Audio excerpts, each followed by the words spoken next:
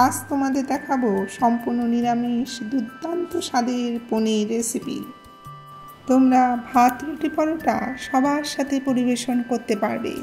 এটা বানাতে ভীষণই সহজ আর ঘরের সাধারণ মশলায় খুব কম উপকরণে হয়ে যাবে এই অপূর্ব স্বাদের পনির রেসিপি। দেরি না করে চলো শুরু করে দিয়ে রেসিপিটা। নমস্কার বন্ধুরা, হরেক হরেক অম্বাতে তোমাদের স্বাগত। রেসিপিটা যেহেতু পনিরের, তাই পনির দিয়েই শুরু করলাম। এখানে 400 গ্রাম পনির নেওয়া হয়েছে। এবার পনিরটাকে ছোট ছোট টুকরো করে কেটে নেওয়া হচ্ছে। প্রতিদিনের মতন আজও বলছি, রেসিপিটা ভালো লাগলে লাইক, শেয়ার আর কমেন্ট করার অনুরোধ রইল। নতুন যারা আছো তারা সাবস্ক্রাইব করে আমার পাশে থেকো, আর অলরেডি যারা আমার পাশে রয়েছো তাদের জন্য রইল অন্তরের শুভেচ্ছা আর অনেক অনেক ভালোবাসা। এবার একটা পেস্ট তৈরি করে নিতে হবে। তার জন্য মিক্সিং বলে নেওয়া হলো 6টা কাঠবাদাম আর ভিজিয়ে রাখা 2 চামচ সাদা তিল, অ্যাড হলো 2টো পাকা লঙ্কা। এবার সবগুলোকে একসঙ্গে পেস্ট করে নেওয়া হবে।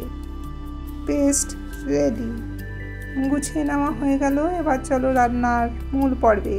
কড়াইটা গরম হয়ে যাওয়ার পর ওর মধ্যে 2 চামচ সাদা তেল দিয়ে দিল।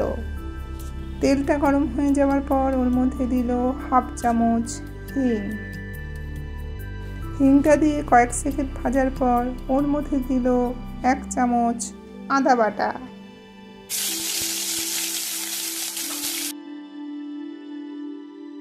আদাটা একটু ভাজা ভাজা হলে ওর মধ্যে দিয়ে দিল মিক্সিতে করা পেস্টটা।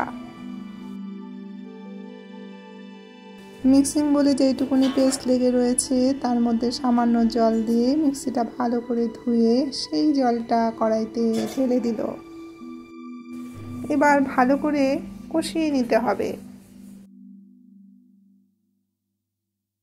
কষিয়ে নিয়ে ওর মধ্যে অল্প করে নর্মাল জল দিয়ে দেওয়া হলো। এরপরে টক দই দেওয়া হবে। টক দই দেওয়ার আগে নর্মাল জল কেন দেওয়া হলো সেটা অনেক ভিডিওতে আমি বলেছি, তোমরা অলরেডি জেনে গেছো। এবার ওর মধ্যে দিয়ে দিল 1/2 বাটি বাড়িতে পাতা টক দই। এবার ভালো করে কষিয়ে নিতে হবে। কষাতে কষাতে এক এক করে উপকরণগুলো দেওয়া হবে, তোমরা দেখতে থাকো। প্রথমে দেওয়া হলো 1/2 চামচ নুন আর 1 চামচ চিনি। যারা তোমরা নিরামিষ খাবার খাও তাদের জন্য পনির উচ্চমানের প্রোটিনের একটি দুর্দান্ত উৎস। চিনি আর নুনটাকে দিয়ে কিছুক্ষণ নাড়িয়ে চাড়িয়ে ওর মধ্যে দিল 1/2 চামচ কাশ্মীরি লঙ্কার গুঁড়ো। আবার একটু কষিয়ে নিতে হবে। ঝটপট হয়ে যাবে অথচ খেতে দারুণ লাগবে। আমাদের ব্যস্তময় দৈনন্দিন জীবনে এই রকমই রেসিপি খুবই দরকার। কিছুক্ষণ কষিয়ে নেওয়ার পর ওর মধ্যে দিয়ে দিল 1.5 চামচ বাটার। জল দেওয়া হবে বলে বাটি করে গ্যাসে গরম জল বসানো হয়েছে। এদিকে কেটে রাখা পনিরগুলো দিয়ে দেওয়া হচ্ছে। পনিরগুলোকে কিন্তু ভাজা হয়নি, কাঁচা অবস্থায় কিন্তু দেওয়া হচ্ছে।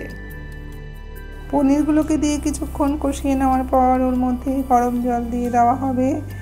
দেখো ওইদিকে কিন্তু বাটিতে করে গরম জল বসানো রয়েছে। তোমরা যেমন ঝোল খাবে সেই অনুযায়ী জল অ্যাড করবে।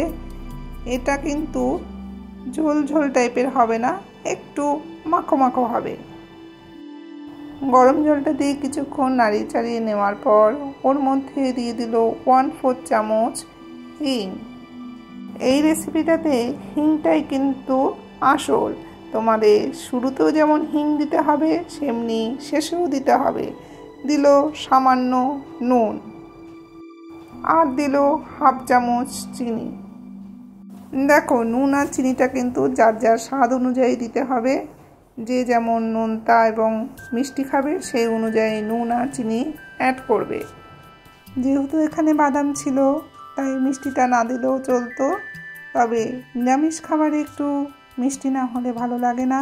তাছাড়া টক দই দেওয়া হয়েছে যেহেতু, তাই ব্যালেন্স করার জন্য চিনিটা দিতে হলো। তোমাদের সাথে কথা বলতে বলতে পনিরটাকে ভালো করে সেদ্ধ হওয়ার জন্য ঢেকে রাখা হয়েছিল। এখন ঢাকনা সরিয়ে দেওয়া হলো। আমাদের পনির কিন্তু রেডি খাওয়ার জন্য। গ্যাসটাকে অফ করে ওকে ঢেকে দেওয়া হলো স্ট্যান্ডিং টাইম দেওয়ার জন্য। এবার বেড়ে নিতে হবে। ঢাকনাটাকে তুলে নেওয়া হলো। দেখো কি দারুণ দেখতে লাগছে। সুন্দর দেখতে হয়েছে তা কিন্তু নয়, সুন্দর গন্ধে রান্নাঘর ভরে উঠেছে। দেখলে তো কত সহজে এই রান্নাটা হয়ে গেল। দেরি না করে একদিন রেসিপিটা বানিয়ে ফেলো, খেতে বসে দেখো সবাই কি বলছে। আপাতত এখানে শেষ করছি। তোমাদের সঙ্গে দেখা হচ্ছে অন্য এক নতুন ভিডিওর সাথে। ততদিন পর্যন্ত তোমরা ভালো থেকো, সুস্থ থেকো।